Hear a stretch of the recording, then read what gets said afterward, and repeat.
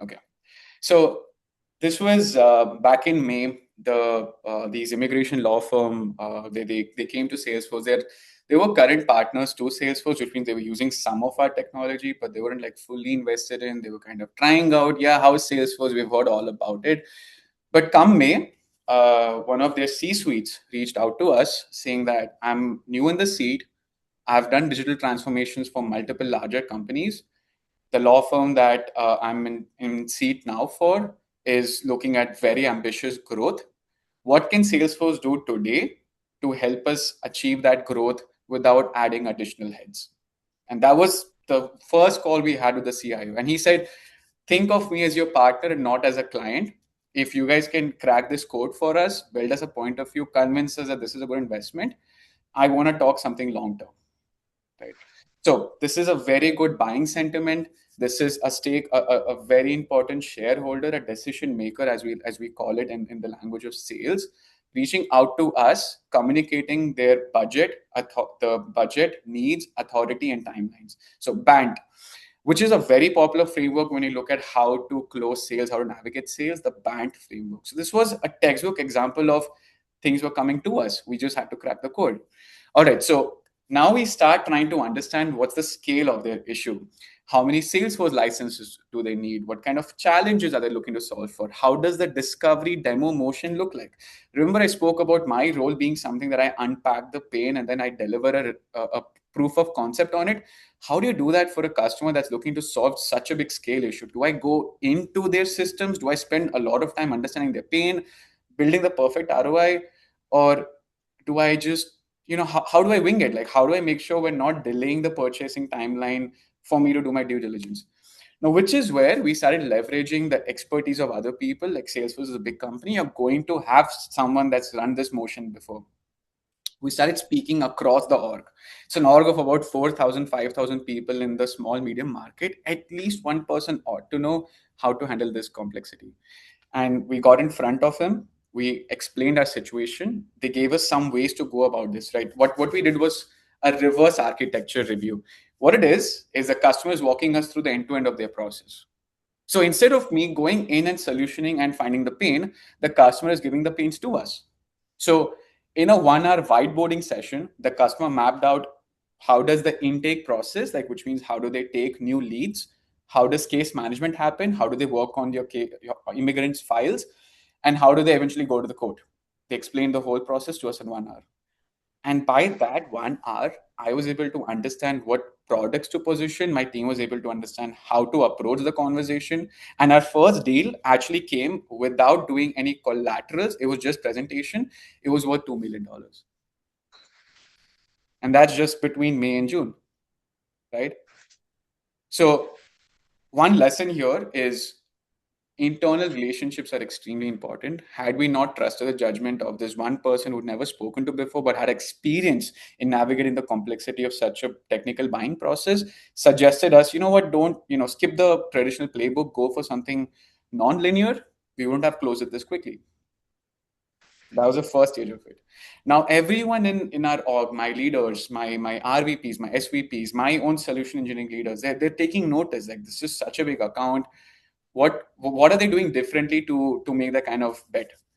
And eventually, our company's CRO, which is the chief revenue officer, turns to us and says, I want you guys to position an agentic enterprise for them, which means everything that they purchased, make them purchase this in AI.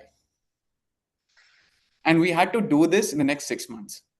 So what followed in the next 6 months was a lot of proof of concepts, a lot of working with multiple LLMs, a lot of finding out the actual pains of the business based on that architecture review we did, building AI assets that's going to be helpful for them. So I'll give an example here.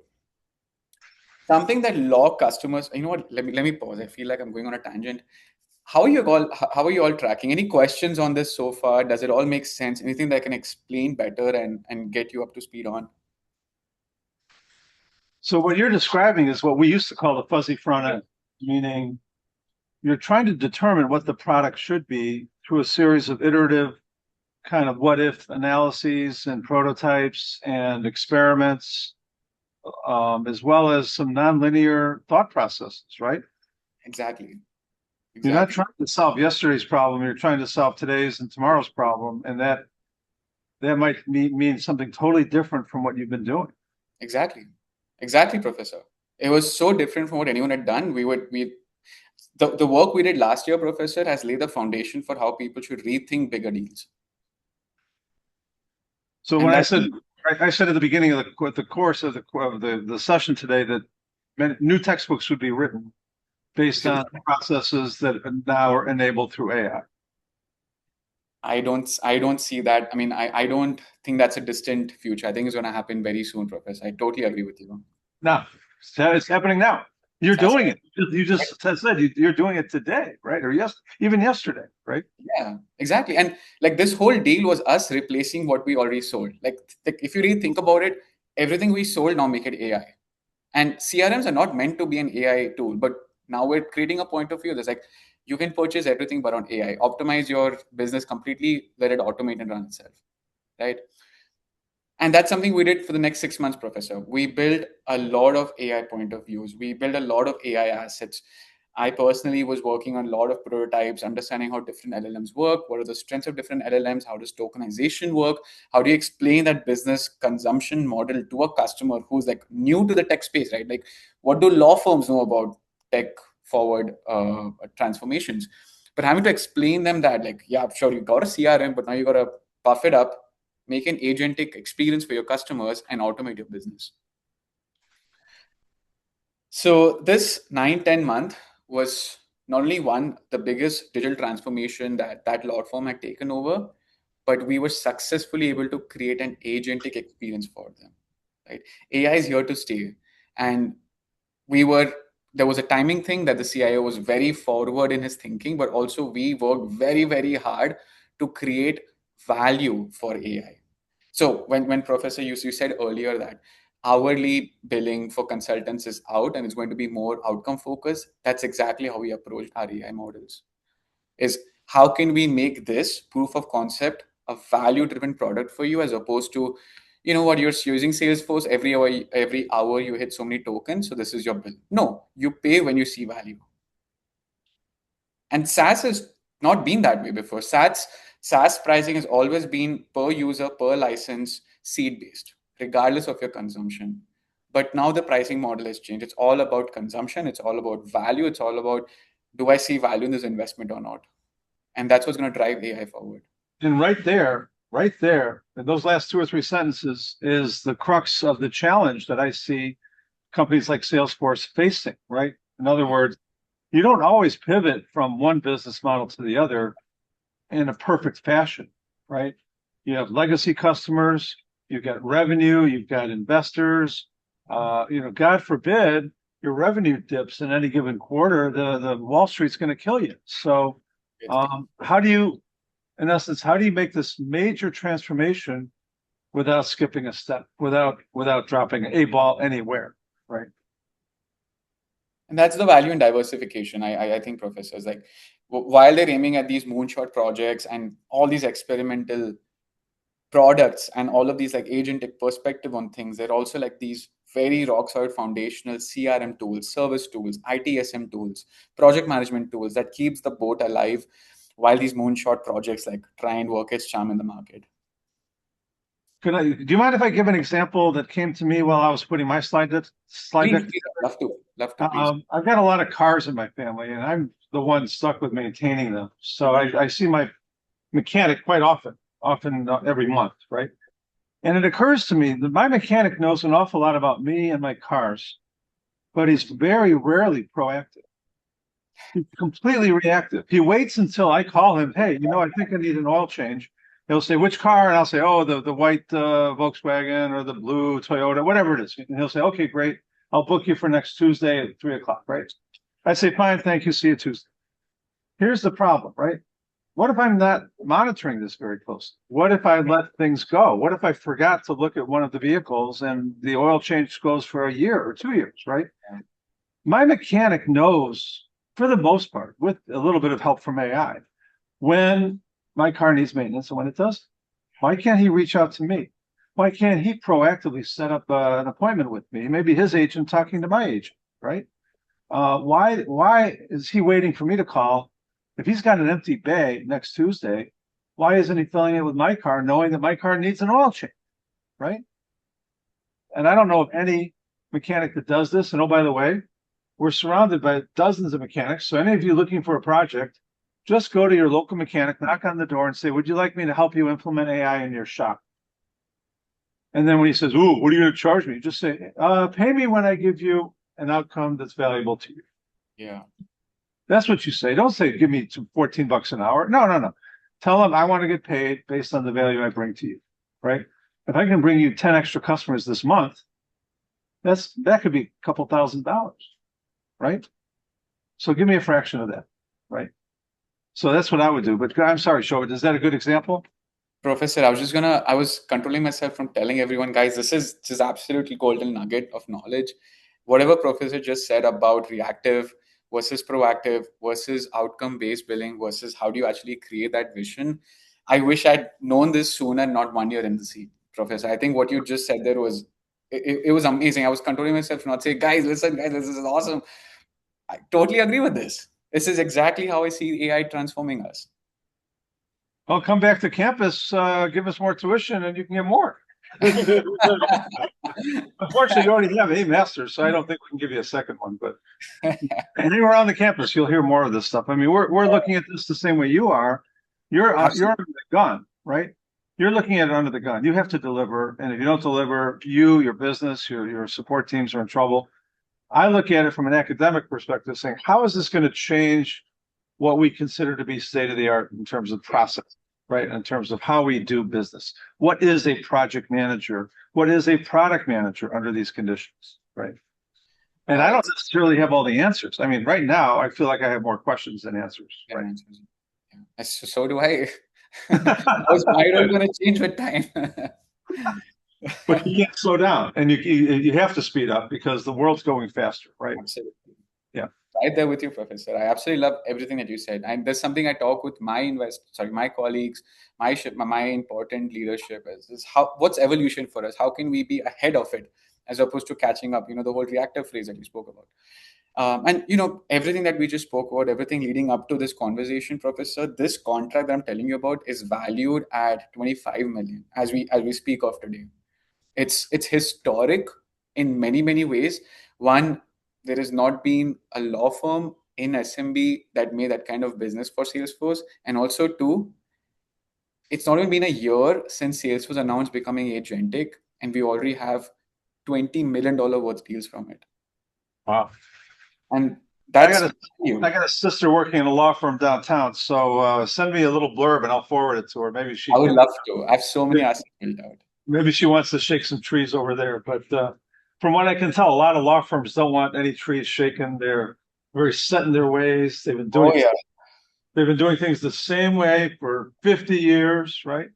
So you have to shake that mentality too, right? so much, so much. The number of on-sites we've had, the number of late night demo build sessions we've had with them on their on-site. Oh my goodness, the number of calls, Professor. I could spend like I think out of 1 year, I spent 5 years just on this project. Well, it's good that you've learned so much. Um, any questions for him so far? I've been doing most of the questioning. I'll let you go ahead. Yeah. Hi, can you hear me, Shobhit? Yes, absolutely.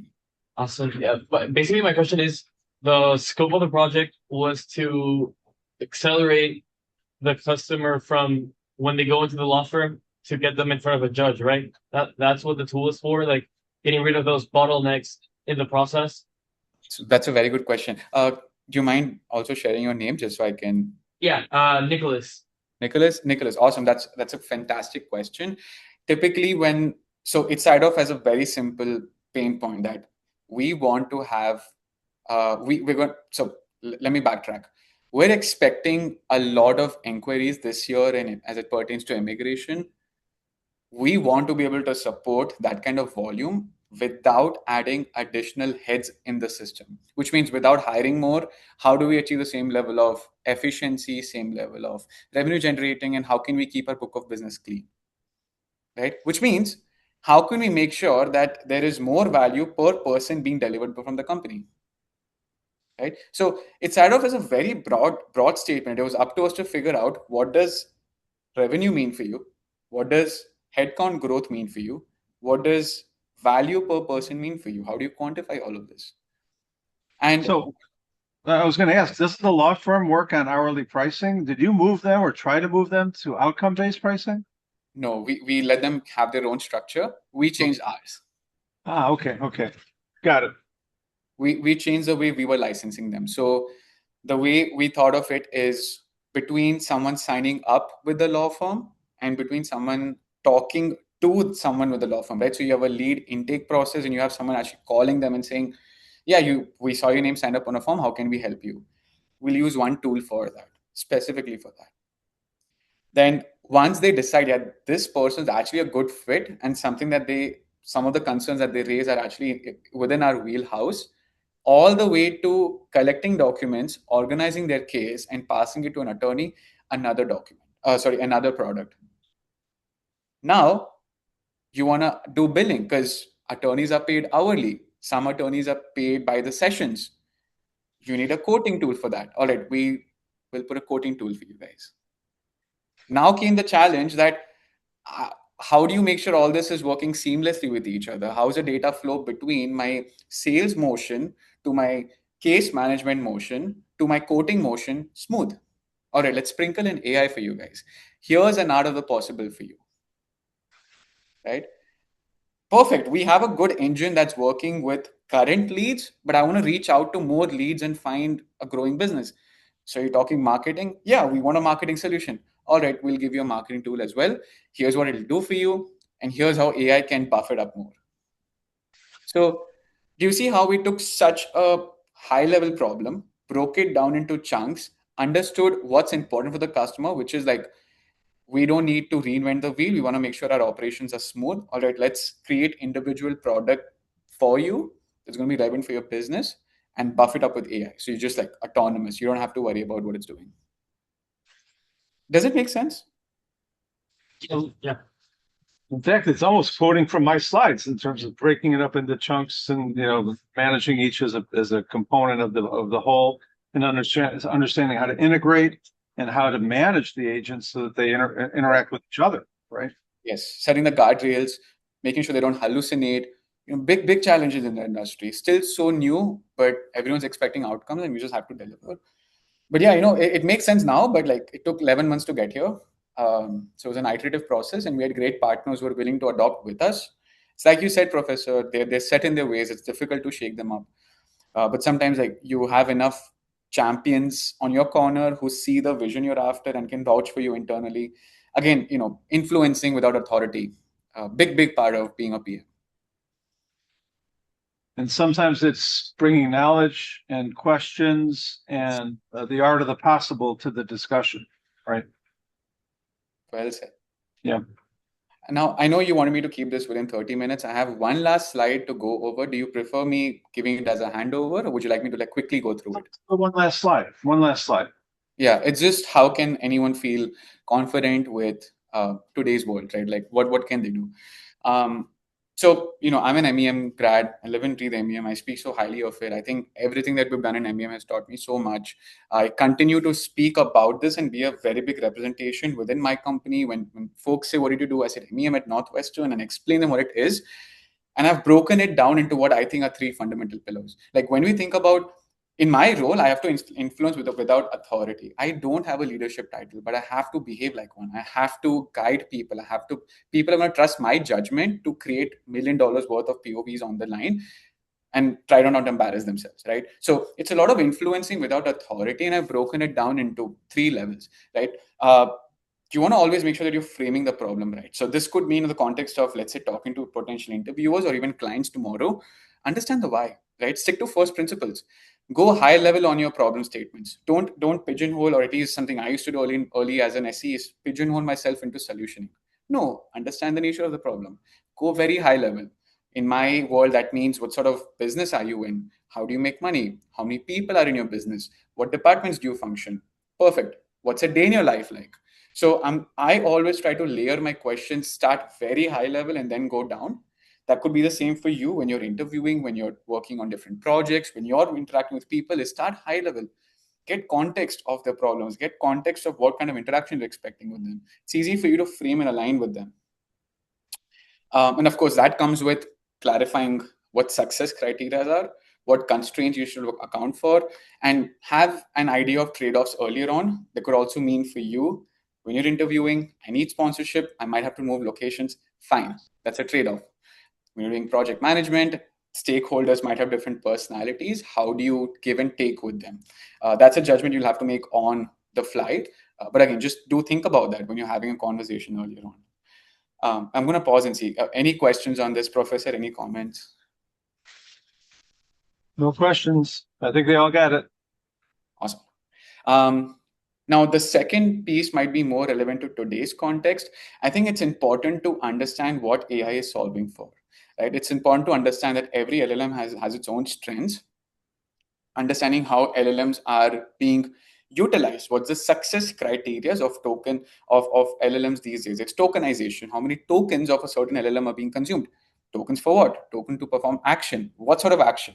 So think about first principles here. Anytime you're trying to understand like what is LLM as a concept, what is AI as a concept, and how does it mean for you on a day-to-day basis, defining that for yourself internally is going to let you feel more comfortable that this is just an addition to your day-to-day. It's not going to take away from your day-to-day.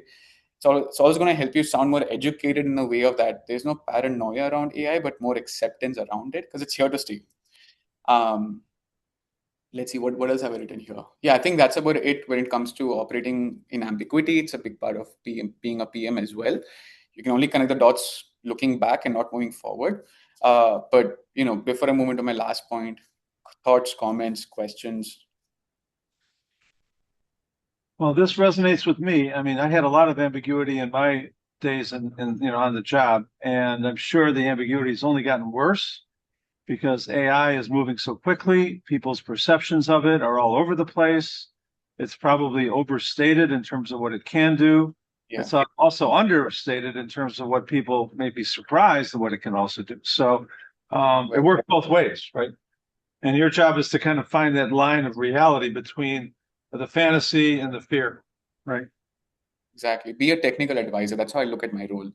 Is I'm not selling, I'm advising the sales process, which is a different motion and mindset in itself. And lastly, with something I'm very passionate about, something that I've been fortunate to experience firsthand is being able to influence without authority. That means, so in my role, because I don't work closely, I mean, I don't have a leadership title on me, but I work so closely with so many sales leaders, so many of my own sales executives, their managers, that I have to project myself as someone that can influence, but be seen as their counterpart. Oftentimes, because I'm not attached to the sales process, I have a more technically sound lens as to what might be a better approach. But for a salesperson, that's make or break. They might get that's for them, that's a livelihood if that sale makes or breaks. So it's always a personal attachment to the deal. But it's about me to make sure that I inform the risks, I inform the right approach and get their buy-in and trust that I'm not going to mess your deal up. I'm going to make sure that you get the most value with the constraints we have, with the trade-offs we have to account for, and with the pain the customer is looking to solve for. And that's just one of the many areas that I'm always trying to influence on a daily basis. Sometimes it's influencing with their managers on how they should conduct their book of business. So this is a huge part of my day-to-day is influencing without authority. Some approaches I take forward is I'm very communicative. I'm very upfront with what my signals are. I'm very upfront with what's going well, what's going wrong. And I'm very upfront of how, if I have a feedback about something, be it good or an area for improvement, upfront. Because that opens channels for conversation towards me as well. If there's something that I can do better, there's an open access. If there's something I'm doing good, there's an open access. So that is a big part of how I like to influence without authority is upfront communications and upfront contracts as much as possible. And lastly, when I look at translating that, I'm always succinct. I prefer the little ambiguity I can have in my communication, be it through text, be it through calls, be it to customers, the better it is for everyone. So I do prefer being succinct to be able to communicate properly. But that's just my communication style. And this is essentially for me like a three pillar on what I think you guys can do today to set yourself up for success tomorrow. I would suggest everybody try to be succinct. I mean, when you hear long, drawn out explanations, your tendency is maybe to either drift off or maybe be distrusting. You don't want either. You want them to stay focused. You want to deliver the message that you know what you're talking about. If you know what you're talking about, you don't need a lot of words. And you also don't need to embellish. Share the good and the bad, because your customers are going to experience it anyways. There's no point in holding back. Shobhit, I think you did a great job here. Any questions for Shobhit? I guess the one subtle message here is this is a man who graduated MEM, about a year ago, in a high-tech field. When you're watching the high-tech industry, what looks like an implosion of sorts, right? Everyone's worried, are there jobs? Can you have an opportunity? Not only do you have a job, you're working at Salesforce, right? One of the best, SaaS companies out there, CRM par excellence, right? In Chicago, so you haven't had to go too far, right? Are you a happy man? Yeah. I everything that I wanted from MEM, from my career at the in the States, I couldn't ask for more, Professor. The kind of challenges I'm around, very fulfilled. That's great, and I guess I want to give hope to these folks too, because they're running into walls, Yeah. right? They're running into walls. I mean, 100 applications, not even one email response, right? What do you recommend they do besides pray? With the way I got Salesforce was 2 years of networking. I networked a lot. I networked often, and I always looked at relationships from a long-term lens. I'm still in touch with everyone that gave me a shot, even at interviewing. I didn't discount anyone, even if it was just a first call and they didn't move me forward. Absolutely fine. I'm still in touch with them. I'm still one text away from them, and we chat about the Super Bowl outcomes every now and then. So, All right. Well, that's great. So in other words, every interaction is now a relationship. it's a relationship, Professor. And you nurture that over time, and they pay off maybe in the short term, maybe in the long term, but they pay off eventually. So I think that's a great message. Thank you. Anything else for Shobhit? Let's give Shobhit a round of applause. Let's thank him. Thank you. Thank you for your patience, your questions. And Professor, this was such a pleasure. I'm so impressed with how fast-paced the program has become in just a year. It's truly remarkable. Well, now that you're still in Chicago, so you're always welcome to come back to campus. So any Tuesday night for the next month, if you want to stop by, we're here for you. I'll take you up on that. Thank you so much. Thanks. Take care, Shobhit. Take care, Professor. Have a nice one. Thank you again, everyone. Take care. Take care.